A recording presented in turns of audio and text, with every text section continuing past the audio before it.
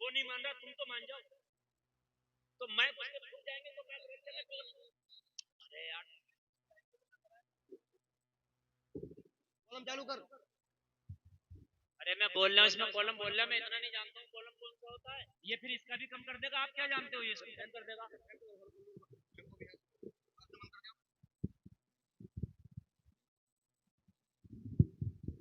रात बहुत अच्छा वक्त है ये,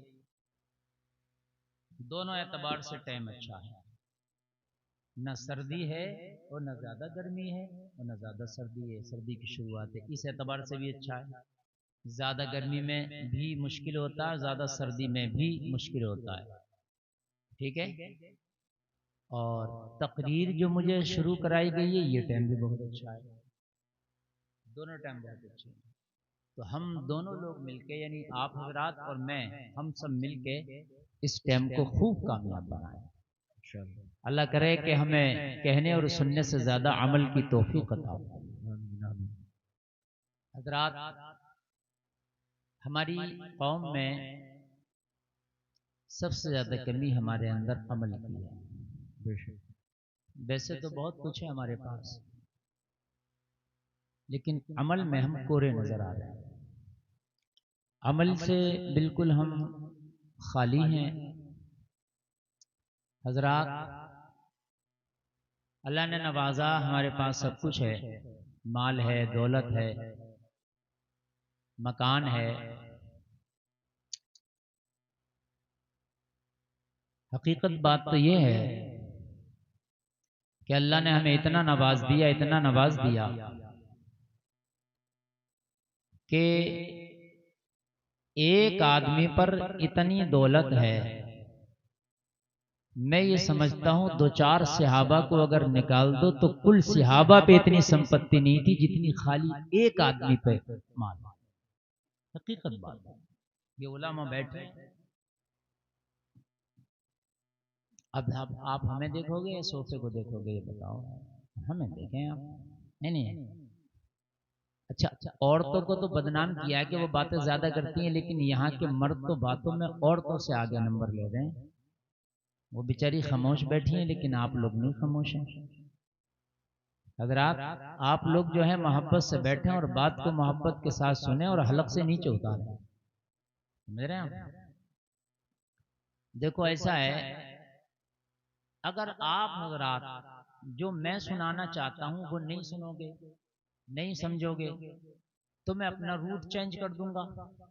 ठीक है, मुझे तो अपना टाइम बोलना है, जितनी देर मुझे टाइम मिला है या मुझे बोलना है, मेरे जहन में इतना बोलना, मैं सवा घंटा या 1.5 घंटा तकरीबन बोलूंगा। तो अगर आप जो मैं बताना चाहता हूँ वो नहीं सुनेंगे तो मैं रूट चेंज के आपको वो चीज सुना दूंगा कि आप लोग सुन लें, लेकिन फायदा उसमें ज्यादा होगा जो मैं सुनाना चाहता हूँ। सुभान अल्लाह।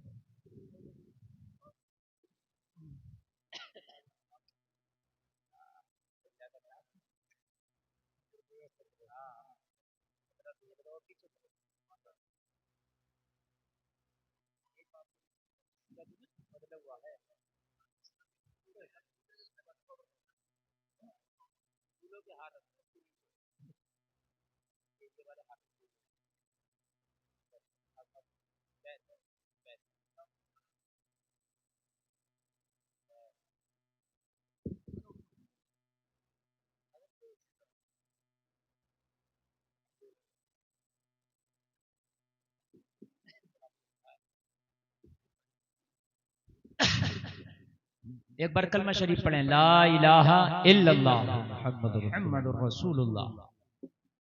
असल में वो ऊंचा नीचा हो रहा ना, कुर्सी के गिरने का खतरा था, एक पैर ऊंचा नीचा था, तो इसलिए खतरा था उसका। अब ठीक है। तो हजरात, जो मैं बतलाना चाहता हूँ आप उसको सुनने की कोशिश करें। और हकीम वही है जो नब्ज पकड़ के मर्ज का पता लगाए और अपने हिसाब से दवा दे। समझ रहे हैं आप।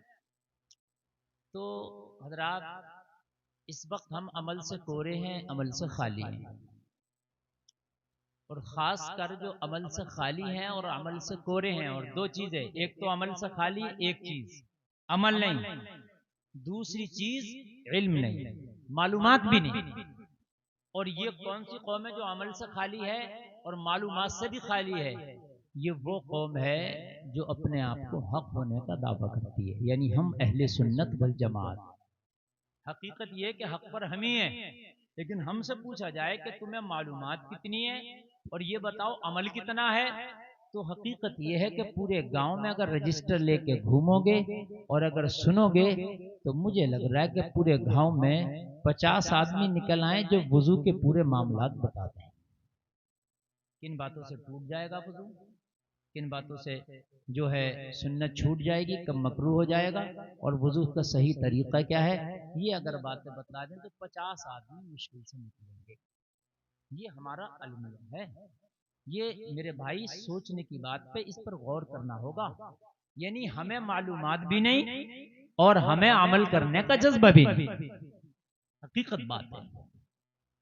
अच्छा अब आओ नमाज पर। तो नमाज की सबसे पहली शर्त ही तहारत है। पाकी से नमाज की शर्त शुरू होती है। जब नमाज आप पढ़ोगे तो उससे पहले, सबसे पहले पाकी जरूरी है। क्या जरूरी है? पाकी। पाकी के बारे में पूछो तो ये 50 का भी आंकड़ा घट करके और नीचे आ जाएगा, 30 तो हो जाएंगे लेकिन 50 के 51 ना हो सकेंगे। अगर सही पूछो पकड़ा कपड़ा पाक करने का तरीका, जिस्म पाक करने का तरीका और ये नजासतों के बारे में अगर पूछा जाए, बिल्कुल कोरे। अब मुझे ये बताओ कि जब हम सही से पाक नहीं है तो आप इस मस्जिद में नहीं, आप काबे शरीफ में नमाज पढ़िए, मेरी गारंटी है मजा नहीं आएगा नमाज में। इस मस्जिद में नहीं, आप तो काबे में जाकर नमाज पढ़ो जिसमें एक नमाज का बदला 1 लाख मिलता है। लेकिन आप अगर नमाज पढ़ोगे और आप पाक ही नहीं है सही तरीके से तो आपको वहां भी मजा नहीं आएगा। यहां तो यहां। अच्छा, पाकी कपड़े की पाकी 1, बदन की पाकी 2। अगर बदन पाक नहीं है जब भी मजा नहीं आएगा, कपड़ा पाक नहीं है तब भी मजा नहीं आएगा, और दिल और दिमाग पाक नहीं है तब भी मजा नहीं आएगा। क्या पाकियां हो गई? 3, कपड़ा, बदन और दिल और दिमाग। एक ही मान लो दोनों, ठीक है, तो दोनों एक इंसान के अंदर। तो ये तीनों अगर पाक नहीं है तो मजा, जोर से बोले। और एक चौथी चीज और है, वो है हमारी रोजी। अगर वो पाक नहीं है तब भी मजा नहीं आएगा। ये 4 चीजें पाक करना हमें जरूरी है। बेशक है ये मौजूद जो मैं उठा रहा हूँ और इसमें आपको मजा नहीं आएगा, लेकिन हाँ अगर आपने इस पर अमल कर लिया तो मैं वादा करता हूं आपसे कि आपको मरने के बाद कब्र में बहुत मजा आएगा। समझ रहे हैं आप? अब देख लो, चंद दिन के यहां मजे ले लो या मरने के बाद हमेशा हमेशा के मजे ले लो। समझ रहे हैं आप? मजे आपके लिए हैं और आप देख लीजिए कि अब हमें लेना क्या है। और ऐसा नहीं है कि जो दीनदार आदमी है दुनिया में मजे नहीं है। सही बात तो ये है कि दुनिया में मजा ही दीनदार आदमी का है। आप कहोगे कैसे? तो मैं कहूंगा ऐसे। देखो, वक्त तो बादशाह का भी गुजरता है और एक रक्षा चलाने वाले का भी गुजरता है। वक्त तो सबका बराबर चल रहा है, 12 सबके लिए बज रहे हैं। जो अब घड़ी में टाइम हो रहा है तो यहाँ अमीर गरीब छोटे बड़े बुजुर्ग छोटे मोटे सब हैं, सबके लिए 12 बजेंगे। ऐसा तो नहीं है ना मेरे लिए कम आपके लिए ज्यादा, टाइम सबका कटता है यार। लेकिन कितना अच्छा हो कि नेकियों में टाइम कटेगा। जब जब तुझे मौत याद आएगी तो तेरा मन खुश हो जाएगा। कोई बात नहीं, अगर दुनिया में थोड़ी तंगदस्ती है तो क्या हुआ, या अल्लाह मरने के बाद तो तूने हमारे लिए इनामात रखे हैं। आवाज बढ़ाओ ऑपरेटर साहब, आवाज खूब वापसी दीजिए। तवज्जो आया? अच्छा, कितनी चीजों की पाकी बतलाई मैंने? जोर से बोले। 4। इंशाल्लाह मैं गुफ्तगू करूंगा और आपको बताऊंगा। आज जलसे से ये पैगाम लेके जाना, हमें चारों चीजें पाक रखना, ठीक है? दिलो दिमाग, कपड़ा, बदन, रोजी। रोजी में ये कमाई धंधा दुकान खेती बाड़ी सब आ गया, पाक रखना। अच्छा, एक बात और सुन लियो। कुछ लोगों का ये मानना है हर आदमी चाहता अमीर हो जाऊं, हर आदमी चाहता, पैसा किसे बुरा लगता है। कुछ लोगों का ये मानना है कि भाई जब तक 2 नंबर का काम नहीं करेंगे जब तक अमीर नहीं हो सकते। ये तुम्हारी सोच गलत है। ज्यादातर सोचो कि मैं दलाली करूंगा, कमीशन खाऊंगा, झूठ बोलूंगा, बेईमानी करूंगा, मालदार हो जाऊंगा। ये बहुत गलत सोच है। बल्कि सही पूछिए तो ये सोच तकदीर के खिलाफ है। तकदीर के खिलाफ है और तकदीर पर ईमान रखना जरूरी है।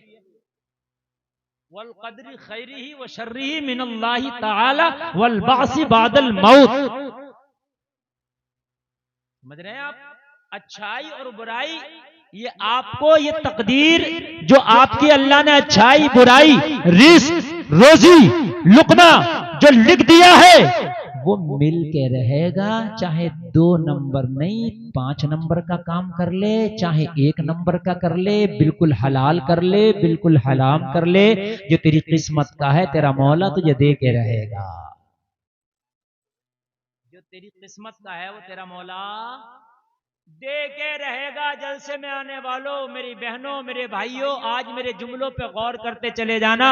और आज मैं आपको कुछ देकर जाना चाहता हूं ताकि ये जलसा आपकी जिंदगी में एक कामयाब प्रोग्राम की शक्ल इख्तियार कर जाए। जलसे में आने वालों, आप झूठ बोलोगे तो तुम्हारी किस्मत का मिलेगा, दलाली करोगे तुम्हारी किस्मत का मिलेगा, आप किसी का दिल दुखा के कमाओगे किस्मत का मिलेगा, आप सूद खाओगे किस्मत का मिलेगा। आप सोच रहे होगे कि मैं सूद खाता हूं इसलिए इतना मालदार हूं, आप सोच रहे होगे मैं दलाली करता हूं इसलिए मालदार हूं, आप सोच रहे होगे मैं कमीशन खाता हूं इसलिए मालदार हूं, आप सोच रहे होगे कि मेरा 2 नंबर का धंधा इसलिए मालदार हूं। नहीं, तू 1 नंबर का धंधा करके देख ली, जब भी इतना ही मालदार होता। बात हकीकत है कि नहीं? तू 1 नंबर का करके देख ली। आप ये बताओ मुझे, ना हर डॉक्टर मालदार है, ना हर डॉक्टर मालदार है, ना हर मौलाना गरीब है। मेरी बात हकीकत है कि नहीं है? किस्मत का मिलता रहता है। अगर ये मौलाना डॉक्टर बनता तब भी तो नहीं मिलता, और ये डॉक्टर मौलाना बनता तब भी तो नहीं मिलता। किस्मत का है, ये कहीं जाएगा ही नहीं। तो फिर एक बात मुझे बताओ, फिर ये शैतान ही तो बैठा हमारी खोपड़ियों में। और हम जो सोच रहे हैं यार, जब तक झूठ नहीं बोलेंगे जब तक कारोबार हमारा चलेगा नहीं है? जब तक झूठी कस्में नहीं खाएंगे जब तक कारोबार चलेगा नहीं, जब तक कमीशन नहीं खाएंगे कारोबार चलेगा नहीं, जब तक क्या हम दलाली नहीं करेंगे कारोबार चलेगा नहीं। नहीं, जलसे में आने वालों ये सोच तुम्हें बदलना पड़ेगी यार। कलमा पढ़ने वालों की ये सोच, तुमने बिन देखे खुदा को माना? क्या तुमने खुदा को देखा? पूरा गांव नहीं पूरा जलसा जवाब देगा नहीं। मैंने कहा क्या खुदा से कभी मुलाकात हुई? जवाब मिला नहीं। मैंने कहा कभी देखा नहीं, कभी मुलाकात नहीं हुई, फिर क्यों कलमे में कहता ला इलाहा नहीं है कोई माबूद इल्लल्लाह मगर अल्लाह के सिवा। तू क्यों कहता है कि कोई माबूद है ही नहीं उसके सिवा? तू जिसकी बात करता है क्या देखा? तवज्जो करना, तवज्जो करना। अरे तू जिसकी बात करता है क्या देखा? जवाब मिलेगा नहीं। तो मैंने कहा फिर तेरा तो ईमान ही इसी पे टिका पड़ा है कि वो है, तेरा तो ईमान ही इसी पे टिका पड़ा है कि वो है, और तू सबका इनकार करके कहता इल्लल्लाह। बल्कि उस पर तेरा ऐसा यकीन है कि जब तुम नमाज पढ़ते हो और जब कहते अशहदु अल्ला इलाहा, जब जबान मना करती है मैं गवाही देता हूं नहीं है कोई माबूद, तो उस वक्त उंगली उठा के कहते हो जबान मना कर रही है लेकिन है एक, उंगली उठा के कहते हो आप अशहदु अल्ला इलाहा। आप कहते हो कि जबान तो मना कर रही है कोई माबूद नहीं है, मगर मेरा ईमान वो नहीं है जो जबान कह रही है। अभी मेरा ईमान ये है एक है।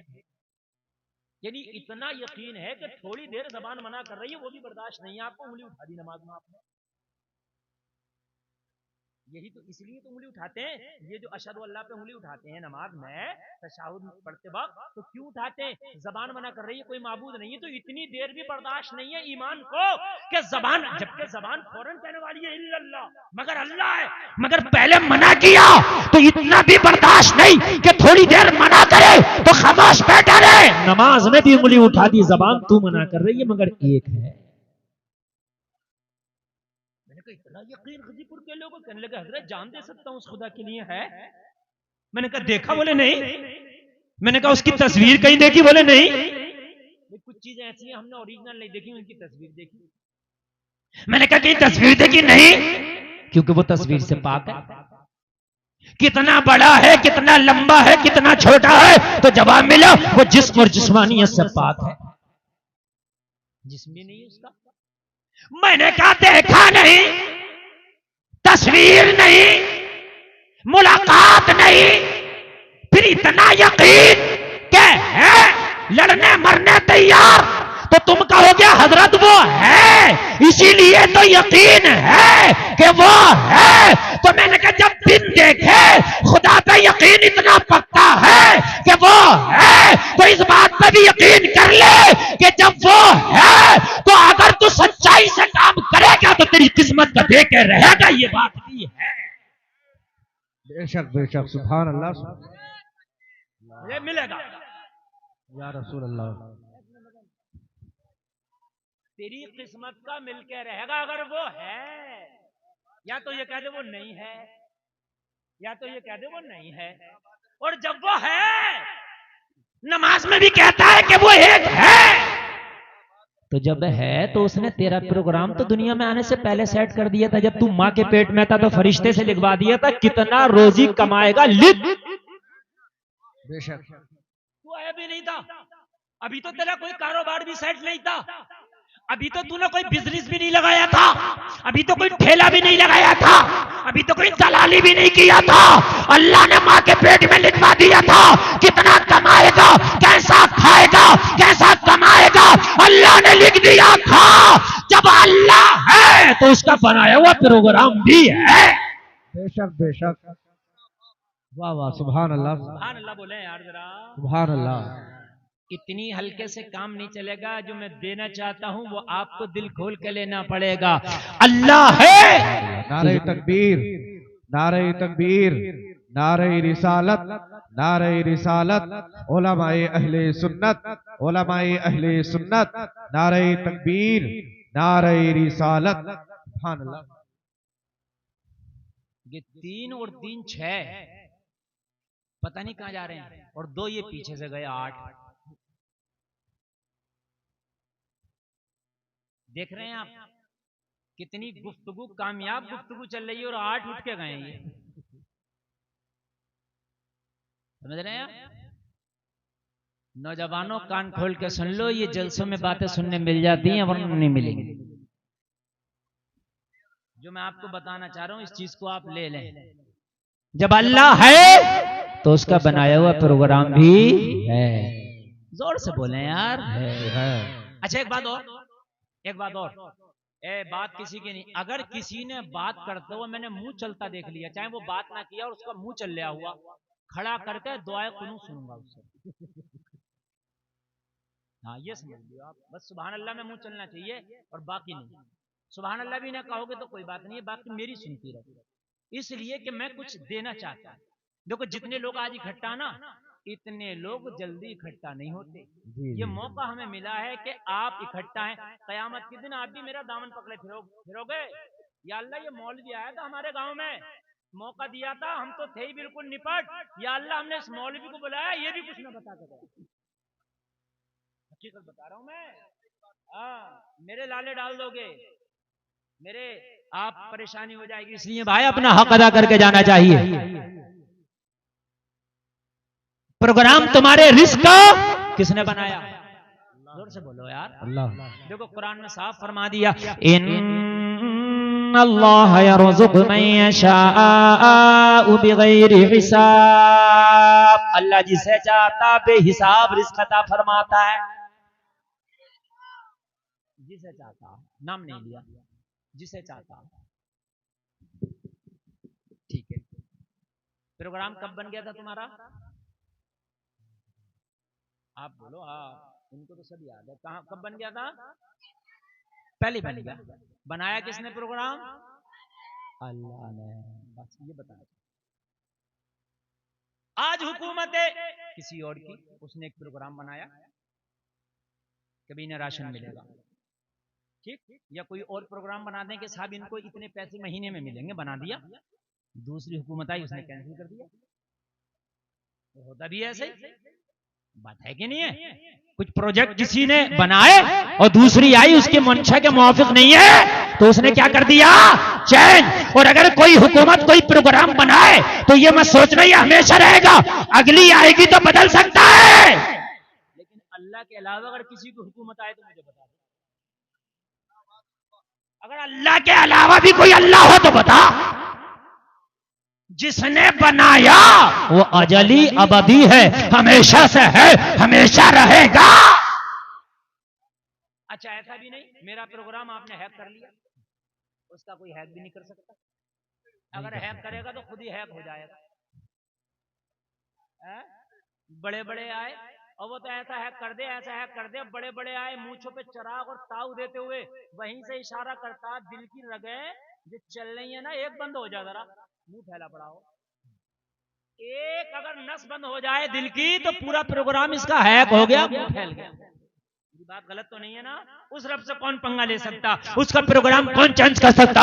जलसे में आने वालों मुझे बताओ, तेरा प्रोग्राम उस रब ने बना दिया, तेरा प्रोग्राम उस मौला ने बना दिया, उस रब ने बनाया, उस मौला ने बनाया। वो प्रोग्राम कोई हैक नहीं कर सकता, उस प्रोग्राम को कोई चेंज नहीं कर सकता, उसे कोई बदल नहीं सकता। अच्छा उस पर कोई उंगली भी नहीं उठा सकता कि तूने बनाया क्यों? कोई उंगली भी तो नहीं उठा सकता, तूने बनाया क्यों? कोई सरकार है तो कोई अपोजिट भी है, कोई पक्ष है तो कोई विपक्ष भी है। बोलो बोलो बोलो, है क्या नहीं है? चाहे कमजोर क्यों ना हो लेकिन विपक्ष है। लेकिन ये अल्लाह कोई तेरा भी विपक्ष है तो कहा कुल हु अल्लाहु अहद। सुभान अल्लाह सुभान अल्लाह। बिल्कुल मैं आपसे नहीं दे रहा, मेरे भाई से बढ़ाओ, थोड़ी सी बड़ी मेहनत करना पड़ेगा, थोड़ा बढ़ाओ उसका। बोले तो कौन सा वाला लिए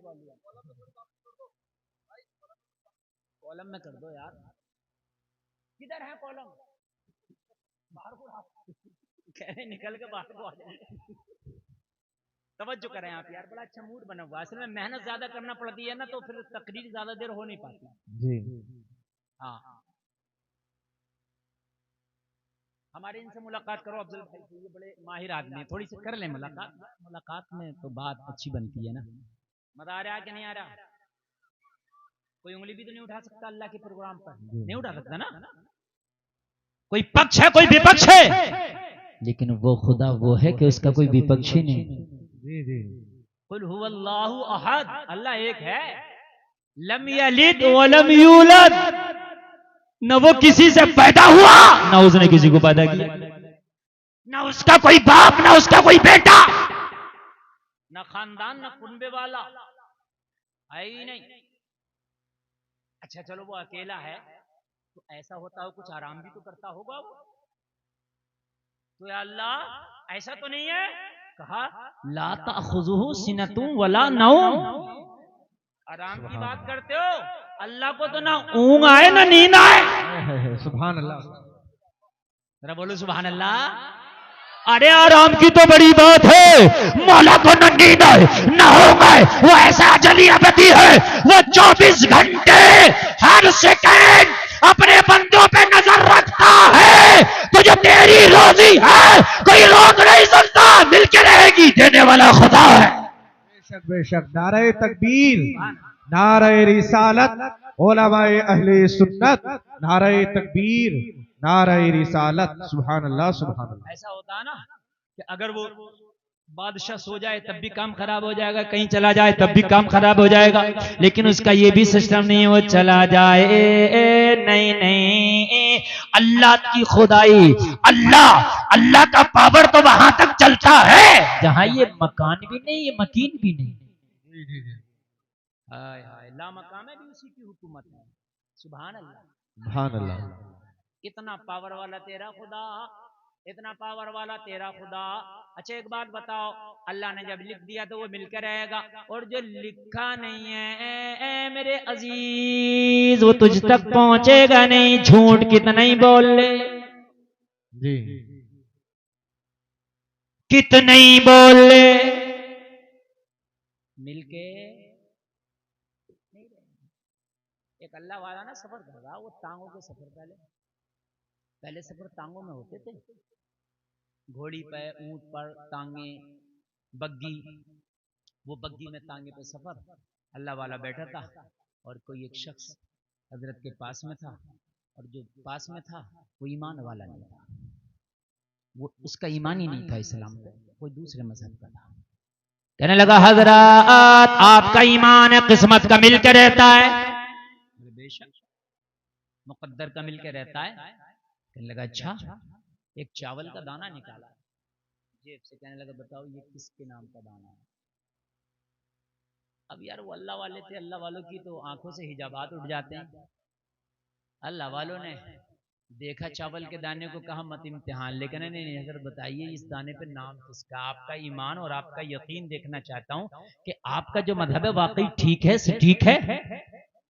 लोगों जरा ईमान मजबूत कर लेना, कान खोल करके सुनो। जो कसमें खाते हो, खुदा की कसम मुझे तो इतने की पड़ी है। अरे कसमें क्यों खा रहा, तेरी चीज है, तेरी 9 की है, तू 12 की बेच दे। कसम क्यों खा रहा है? तो खुदा की कसम मुझे 11 की पड़ी है। क्यों हराम कर रहा है इसे? तू तो ये क्या भाई, मुझे तो 5 रुपए की पड़ी है, मैं तुझे 10 की दे रहा हूँ, मुझे कितने की पड़ी है इससे क्या मतलब है? तिजारत है, मुनाफा लूंगा। जी जी। और हर आदमी जानता है तिजारत करने को यार ऐसे थोड़ी बैठा है, बीवी बच्चे, हर आदमी मुनाफा लेगा। अल्लाह ने जो है बै को जायज किया है, तो आप जो है तिजारत करें, शौक से करें, मगर फिर भी कसम खा रहा है। हजरत इस दाने पे किसका नाम? कहने लगे क्या करोगे पूछ के। बोले आप ही कहते हैं कि आप ही लोगों ने सुना मैंने, दाने दाने पे लिखा खाने वाले का नाम, बताओ किसका नाम। अब चावल के दाने पे नाम थोड़ी लिखा था, लेकिन वाकई नहीं लिखा था। लेकिन अल्लाह वाला अपनी पे आ जाए तो वो पढ़ भी लेगा लिखा किसका। अल्लाह वाला तो अल्लाह वाला ठहरा। अल्लाह वाले के सामने कहां टिकती है सारी ताकतें, सारी पावरें, सारे कंप्यूटर, सारा सिस्टम, सारा एडवांस सिस्टम फिर अल्लाह वाले के सामने।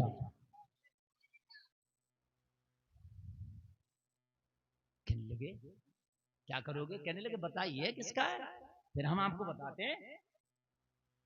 अल्लाह वाले ने एक सियारस परिंदा होता है, उसका नाम लेके बताया, ये उसका नाम इस पे लिखा, वो परिंदा इसे खाएगा। कहने लगे बस लो खाएगा परिंदा, लिया और खा गया। लेकिन जो किस्मत में नहीं है, नहीं कुछ भी कर लो ना। शद्दाद ने जन्नत बनवाई मगर किस्मत में नहीं। रब ने कहा बनवा ले, मना नहीं कर रहा हूं, मगर किस्मत में नहीं है, रहेगा नहीं। ये झूठ बोल के दलालियां करके लोगों की खेत जोत के, मेंढक काट के, चक्रोड़ा तंग करके, कब्रिस्तान जोत के, लोगों को सता के, झूठ बोल के, हलाल और हराम कमा के, और उसके बाद में बिल्डिंग बनाता। मगर अल्लाह की रहमत ठान लेती है, अल्लाह की कुदरत ठान लेती है, बना ले, रहेगा नहीं। बना ले, रहेगा नहीं। और देखा कि बना के निपटा, इंतकाल हो गया, कहां रहा? खा लिया। अल्लाह वाला खामोश। कहने लगा हजरत क्या हुआ? इस दाने पे तो आप कह रहे परिंदे का नाम था, और ये तो मैंने खा लिया, मगर इसने जल्दी में खाया। बहस की थी ना, थोड़ा सा जल्दी में खाया, मुकाबले में था ना, तो जल्दी में खाया। वो हलक के नीचे तो न गया बल्कि ऊपर चढ़ गया। कभी कभी ऐसा होता है कि आप खाते हो तो कुछ ऊपर चढ़ जाता है, अब लगता है कि अब छींक आई, अब छींक आई, इस तरीके से। अब खा तो लिया, अब बात तो कर रहा, मगर अब छींक आई और अब छींक आई, ऊपर चढ़ गया। ये बग्गी चलते चलते रास्ता से गुजरी, थोड़ी दूर पर एक परिंदे का वही जोड़ा चुग रहा था। चुग्गा अपना जो चुग्गा लेता ना, ले रहा था। इसको छींक ऐन उसके सामने आ गई, और जब छींका तो नाक के रास्ते से वो चावल का दाना कूद के वहीं गिरा जहां वो परिंदा चुग्गा अपना ले रहा था। जैसे इसके सामने आया, इसने चोंच मारा और उठा लिया।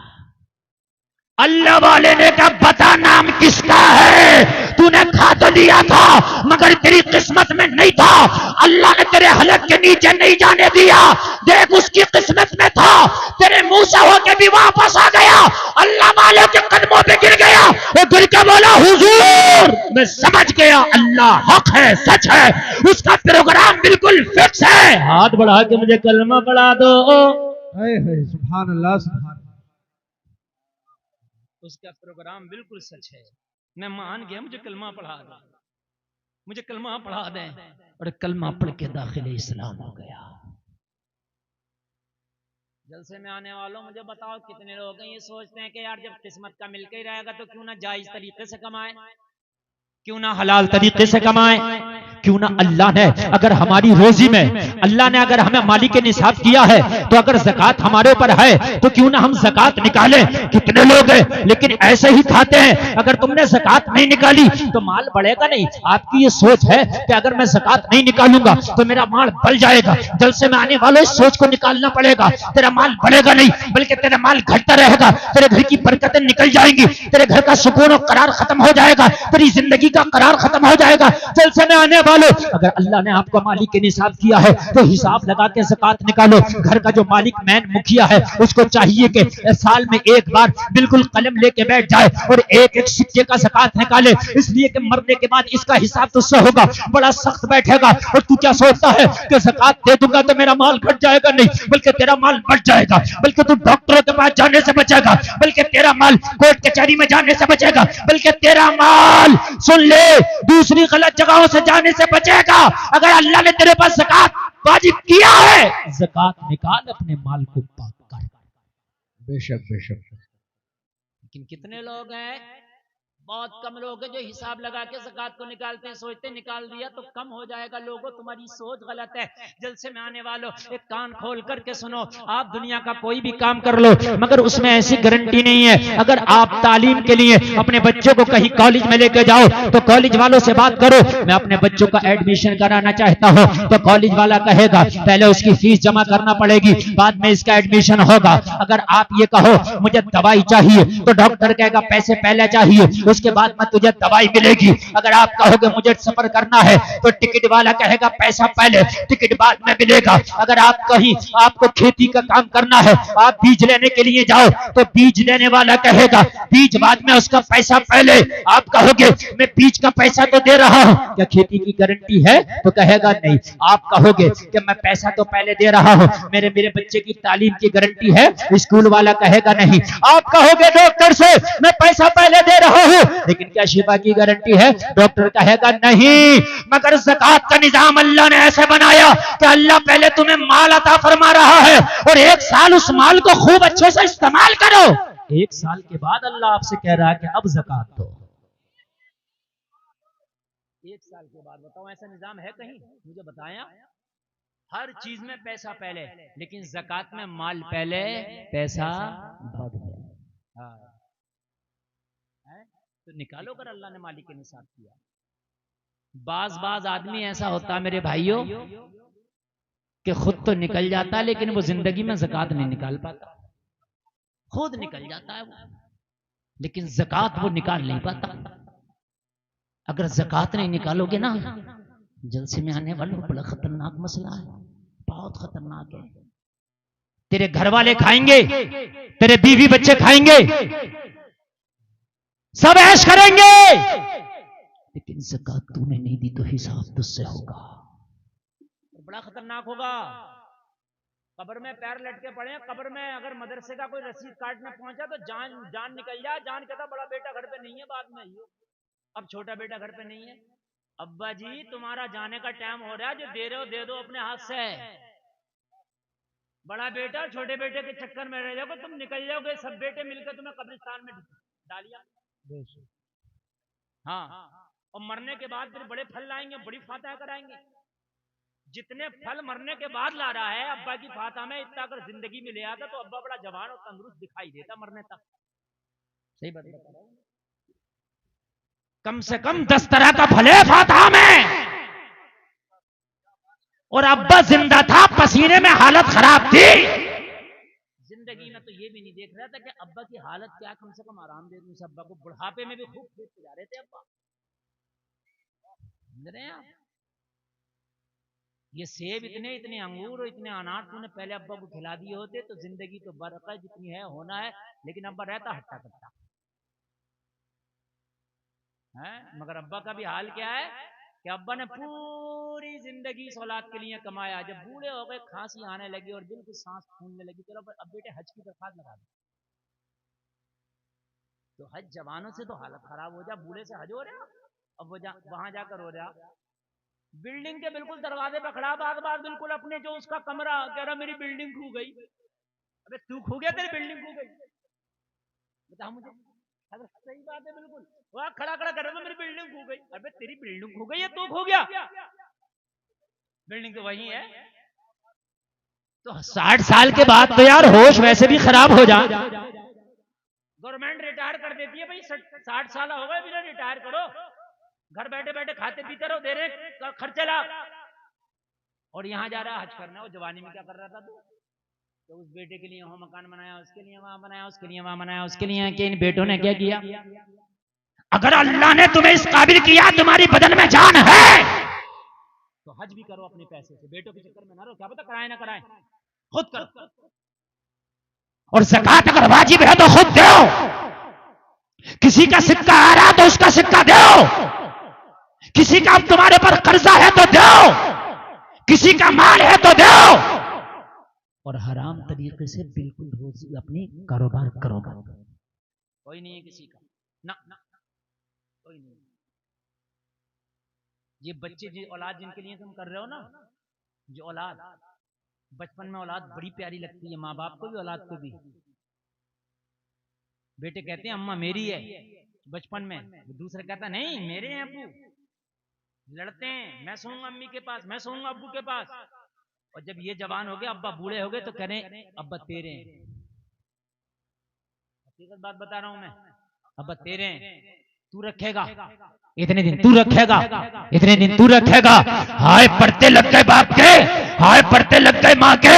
और जलसे में आने वालों यार कहाँ हो, जरा कान खोल के सुनो, अल्लाह ने तुम्हें पावर दी है तो अपने रहते रहते अपनी जिंदगी में सही काम कर जाओ। अपनी जिंदगी में क्या कर जाओ? सही काम कर जाओ। किसी का अगर हराम आए, मेरी माँ बहनों कान खोल कर सुनो, अगर तुम्हारा बेटा तुम्हारा शौहर हराम तरीके से कमाता और घर में लाता तो अपने शौहर से कह दो, और मेरे शौहर हम गोश्त नहीं दाल खा लेंगे, मगर हमारे बच्चों को खबरदार जो हराम के लुकमे लेकर के आया। हलाल हलाल होना चाहिए, हलाल का लुकमा होना चाहिए, हराम नहीं। जिस दिन तेरी रोजी पाक हो गई, तेरी नस्ल खुदा की कसम कभी तेरी बागी नहीं हो सकती, तेरी मुतियों फरमा बरदार होगी। ये नस्ल तेरी बागी नहीं हो सकती, लेकिन रोजी तेरी हलाल हो। और हलाल रोजी में अल्लाह बरकत भी फरमाता है। और हलाल रोजी में अगर अल्लाह चाहे तो इतनी बरकत कर दे, इतनी बरकत कर दे कि अल्लाह तुझे हलाल तरीके से कमाने पर करोड़पति भी बना सकता है, बना सकता अल्लाह। मुगलिया सल्तनत का एक बादशाह गुजरा है जिसका नाम है औरंगजेब, बहुत बड़ा बादशाह, मालूम है? इनकी दौरे हुकूमत में सच्चाई का यह आलम था, यह आलम था, यह आलम था। लोगों कान खोल करके सुनो, खुद बादशाह का यह हाल था कि टोपियां बना बना के अपने घर के खर्चे चलाता, कुरान शरीफ की किताबत करता और उन नुस्खों का हदिये के जरिए लोगों अपने घर का खर्चा चलाता।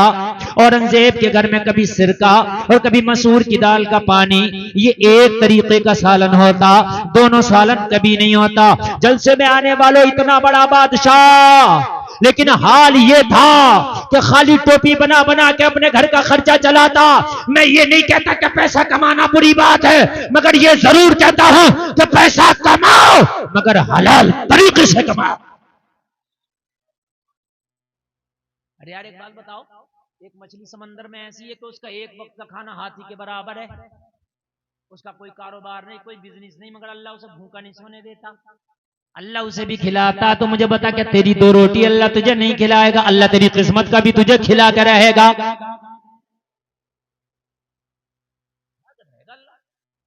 अच्छा एक बात और बताऊं मैं आपको, 18,000 मखलूकात अल्लाह की, एक इंसान है, इसका कारोबार है, बाकी किसी का कारोबार ही नहीं है। सबके पेट भर रहे हैं, इस इंसान का ही पेट नहीं भर रहा। बात हकीकत है कि नहीं? पेट सबके भर रहे हैं। हाथी का भी पेट भर रहा, परिंदों का भी पेट भर रहा, चरिंदों का भी पेट भर रहा, मछलियों का भी पेट भर रहा, सबका पेट।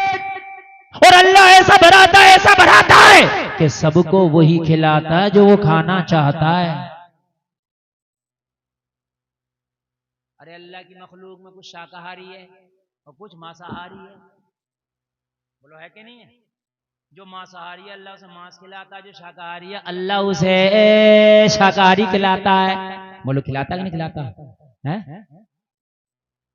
मखलूकें इतनी वो क्या क्या खाती हैं, उनका नाम तो दूर रहा, उनका ये भी पता नहीं होगा ये ग़िज़ा क्या खाएंगे, और अल्लाह उनकी ग़िज़ा भी मालूम है क्या खाएंगे, सब खिला रहा।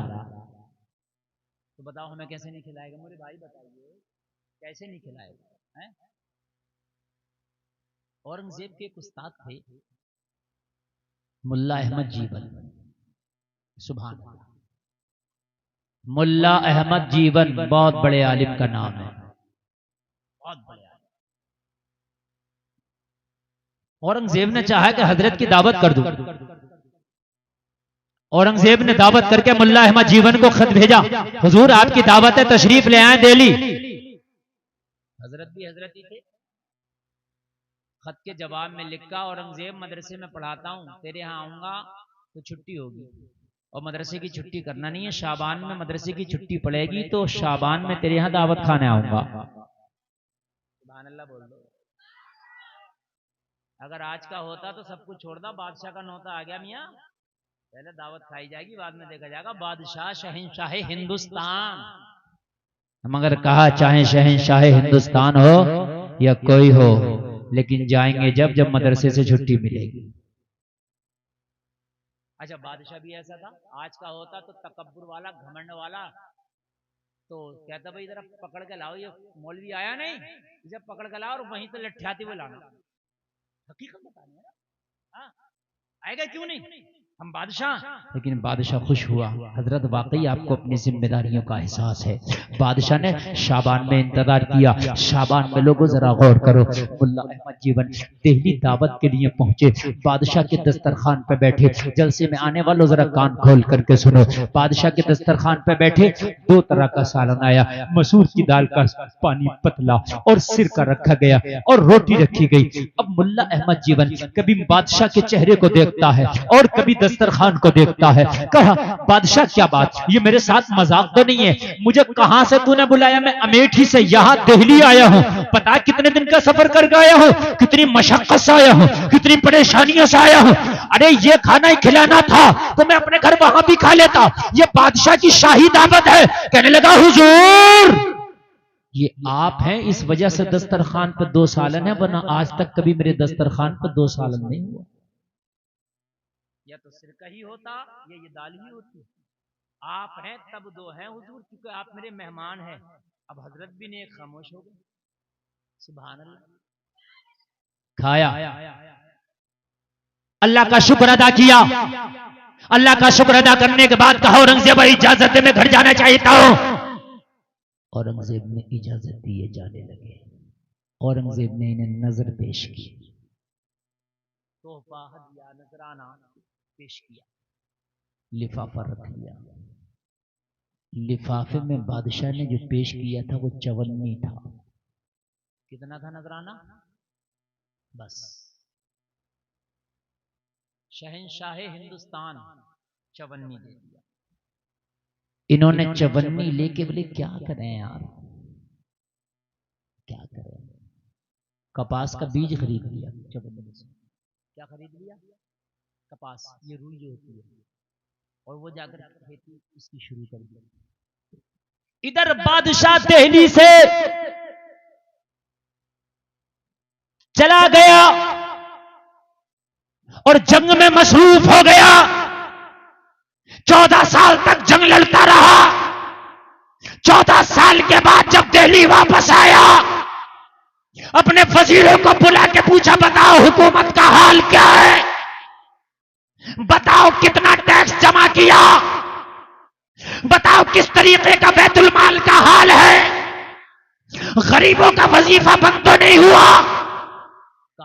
सारे मामला ठीक से चल रहे हैं, सारे हालात ठीक से चल रहे हैं, मगर एक ऐसा उद्योगपति नया पैदा हुआ कि अभी उस पर टैक्स नहीं लगा सके, इसलिए कि आपके डर की वजह से उस पर हमने टैक्स नहीं लगाया। अगर आप इजाजत दें तो उस पर टैक्स लगाए। आपकी हुकूमत में नया अमीर हुआ है, नया बिजनेसमैन हुआ है, बहुत तरक्की कर गया है, बहुत मालदार और अमीर है। बादशाह ने कहा कौन है? अरे मुझसे पूछने की जरूरत क्या थी, टैक्स लगा देते। कहने लगे हुजूर कोई आम आदमी नहीं, आपका उस्ताद मुल्ला अहमद जीवन है।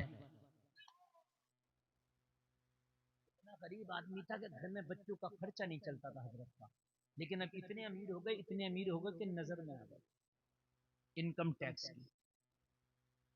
था नजर में इनकम टैक्स वाले डिपार्टमेंट के, लेकिन उन पर क्यों नहीं लगाया?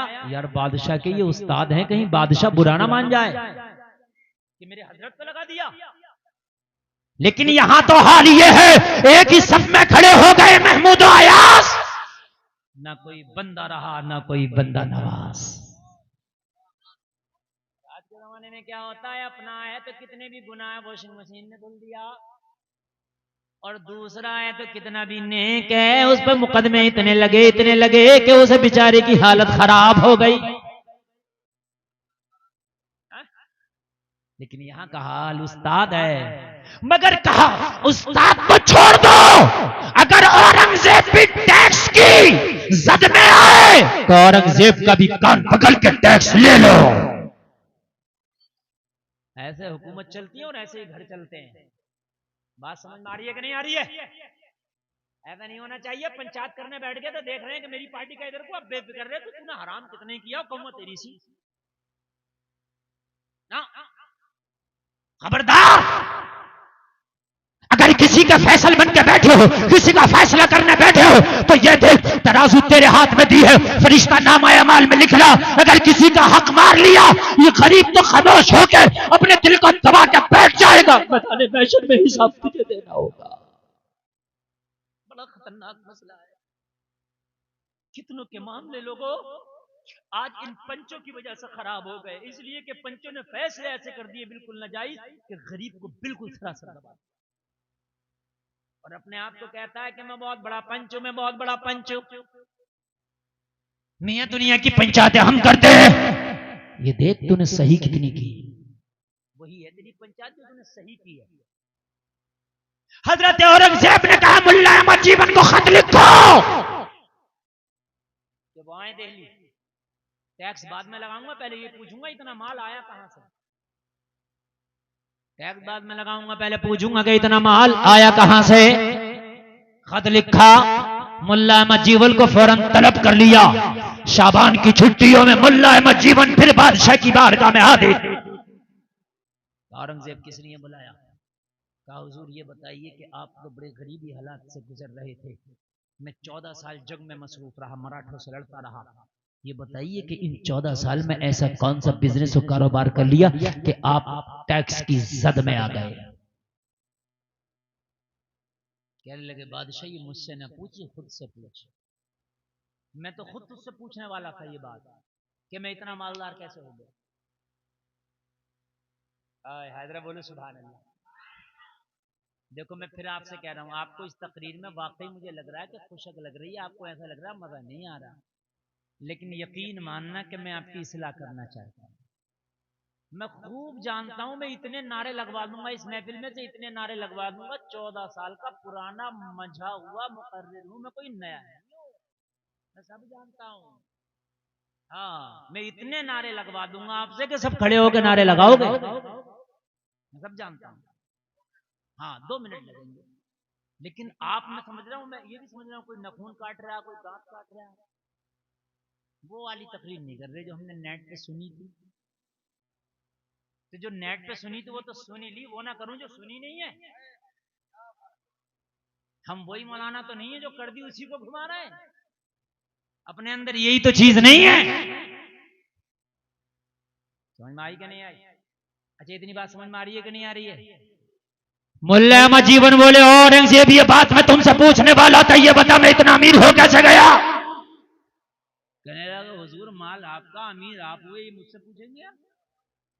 कहने लगा हाँ तुझी से तो पूछूंगा, तो पूछिए पहले मुझी से पूछो।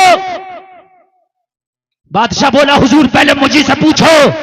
तो बोले ये बता कि वो तेरी चवन्नी कहां थी। उस चवन्नी का कमाल है जो इतना अमीर हो गया। सुभान अल्लाह बोलो। ये हराम के कमा तो बहुत लेते हो, लगते हैं बहुत, लेकिन पता नहीं है एक बार में एक ही झटके में चले जाते हैं। एक ही झटके में साफ कोसमोस चला गया तो एक बार में कई धानों की फसल ले जा। मेरी बात गलत तो नहीं है? कई धानों की उशर नहीं निकाल रहा। उशर बात तो क्या हजरत, उशर होता क्या है? दे दो, हो सकता है कि अल्लाह घर से बीमारियों को दूर कर दे, अल्लाह घर से परेशानियों को दूर कर दे, अल्लाह घर से तकलीफों को दूर कर दे। दे दो। जलसे में आने वालों जरा गौर करो, अब मेरे जुमले को कान खोल करके सुनना। मुल्ला अहमद जीवन ने कहा ये तेरी चवन्नी का कमाल है। औरंगजेब ये तेरी चवन्नी है कि जिस चवन्नी की वजह से अल्लाह ने मुझे इतना अमीर कर दिया। इस चवन्नी के मैंने चंद बीज खरीदे थे कपास के, मैंने उसको अपने खेत में बोया, उसमें इतना बरकत, इतना बरकत, इतना बरकत, इतना बरकत, इतना बरकत, इतना बड़ा मैं किसान हो गया कपास का कि अल्लाह ने इतना अमीर कर दिया कि इलाके में मेरी अमीरी के चर्चे होने लगे। पूरे इलाके में मेरी अमीरी के चर्चे।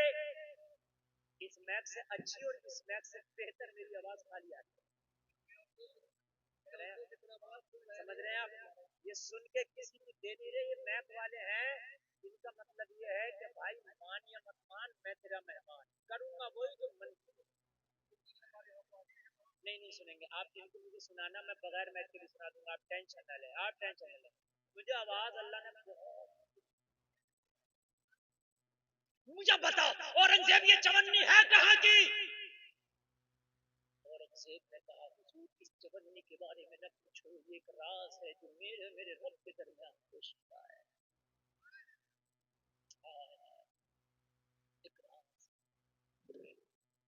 मुझे बताना तो पड़ेगा। कहने लगा हुजूर ये मैं नहीं बता पाऊंगा, एक राज है, इस राज को मेरे और मेरे रब के दरमियान रहने दे।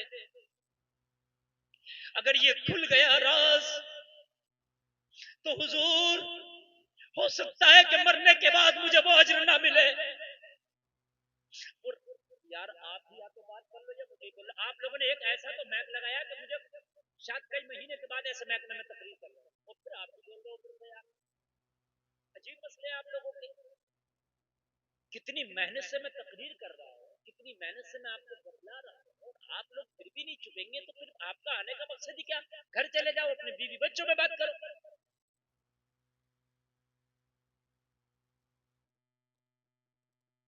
इतनी काम की बात, इतनी काम के गुफ्तगू मैं आपको बता रहा हूं, तो आप सुन ले जरा। मुझे बड़ा डिस्टर्ब हो रहा है बोलने में, और आप सुनेंगे तभी मैं सुना पाऊंगा। औरंगजेब ने कहा हुजूर ये मेरे रब के दरमियान का मामला है, इसको ना बता सकूंगा। मुल्ला अहमद जीवन ने कहा ना बता सकेगा तो सुन, ये वही चवन्नी है जिसकी वजह से अल्लाह ने मुझे अमीरी दी है, जैसी भी है, मगर ये बड़ी बाबरकत चवन्नी थी।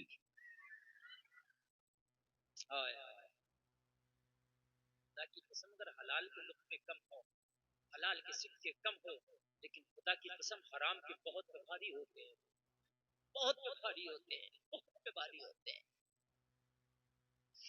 मुल्ला अहमद जीवन ने कहा बादशाह कोई और बात हो तो बता। कहने लगा हुजूर का दिन आराम करें और उसके बाद में तशरीफ ले जाएं। बादशाह ने सारे वजीरों को बुलाया, सारे वजीरों को बुला के बादशाह ने फरमाया अब मुझे अपना अपना हिसाब दो। सारे वजीरों ने अपना अपना हिसाब दिया।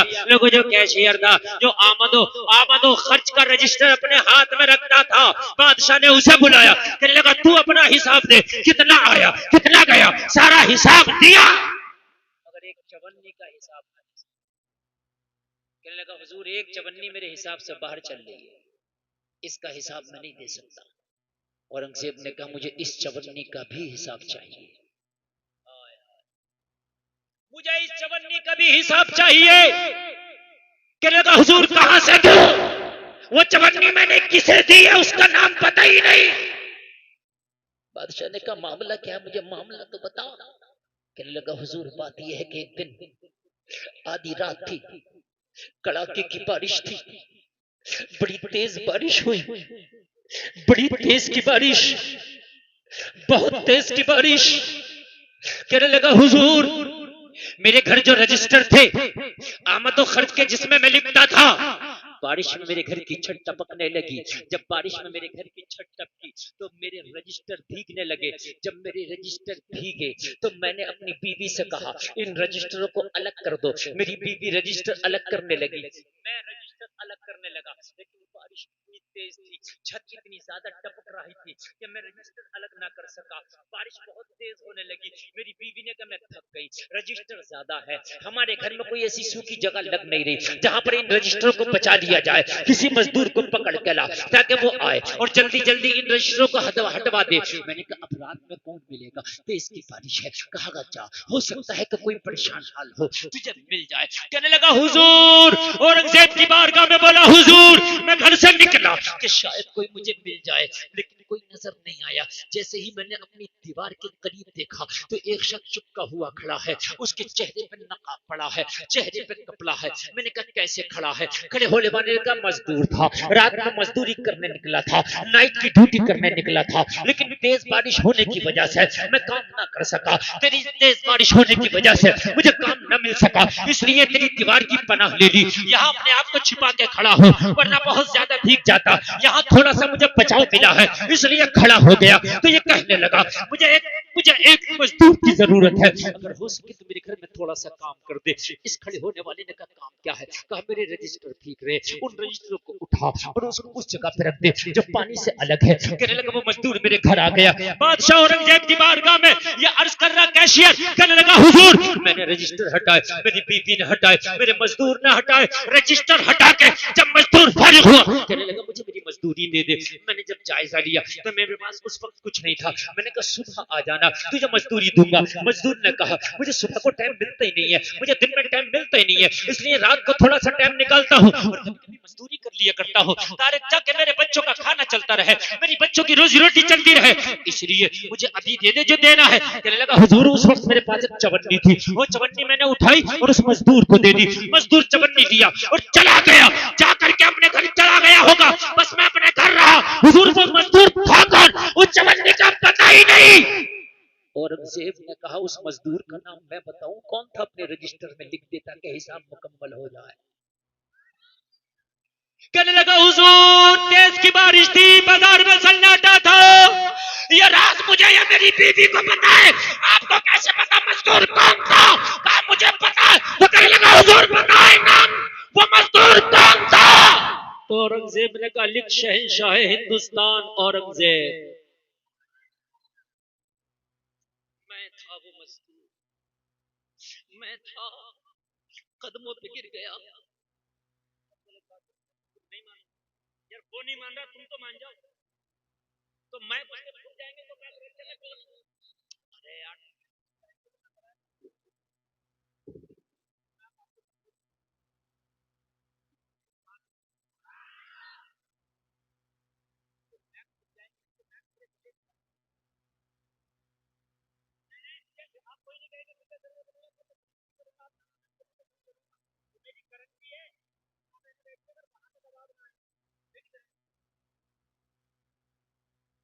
औरंगजेब ने कहा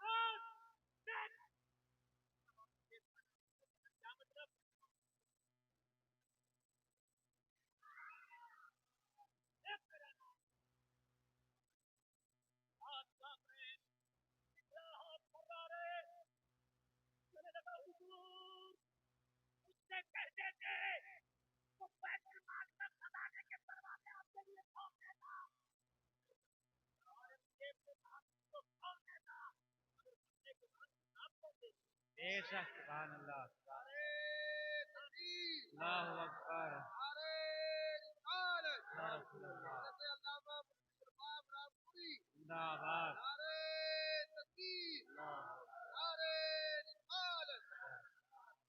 तो खोल देता मगर आपको देता।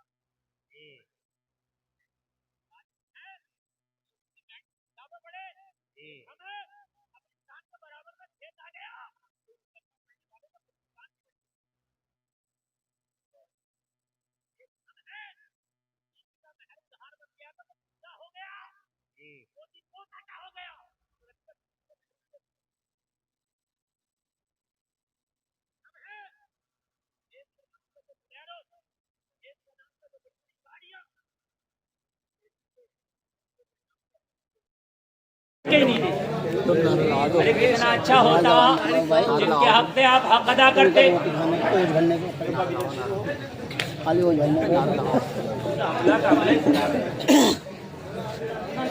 नारे तकबीर, नारे रिसालत, उलमाए अहले सुन्नत, मसलक आला हजरत अल्लामा गुलफाम रजा रामपुरी साहब किबला, नारे तकबीर, नारे रिसालत।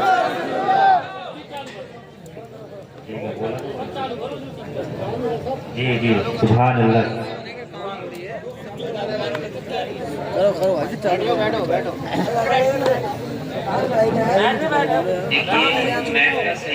छोटा हदीस वजह से, लेकिन बात जी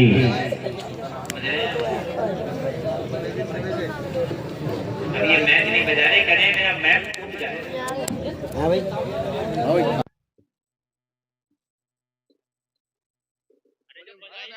बैठो, कहाँ जा रहे हैं भाई? बैठिए, कहाँ जा रहे हैं? बैठिए बैठिए, बड़े काम की तरफ चल रही है। बैठो बैठो बैठो। Hello hello. अरे भाई कॉलम बजाओ, कॉलम इसके कॉलम का है, कॉलम चालू कर। अरे मैं बोल रहा हूँ इसमें कॉलम बोल रहा, मैं इतना नहीं जानता हूँ कॉलम कौन सा होता है। Hello hello. ये फिर इसका भी कम कर देगा, आप क्या जानते हो ये इसको कम कर देगा।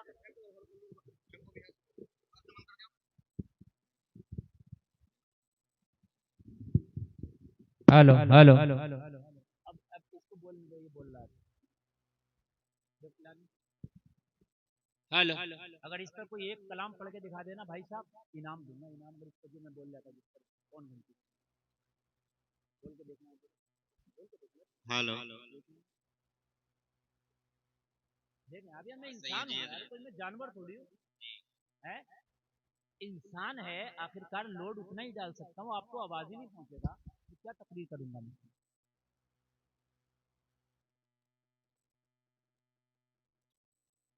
हजरत औरंगजेब ने कहा लिख मेरा नाम रजिस्टर में, लिख मेरा नाम रजिस्टर में। ठीक है, आप थोड़ी देर सुन लें। देखिए मैं 1 घंटा बोल लिया, 15 मिनट और बोलूंगा। 1 घंटा 8 मिनट हो गए। अच्छा 1 घंटा 8 मिनट हो गए मुझे। ठीक है भाई, और मैं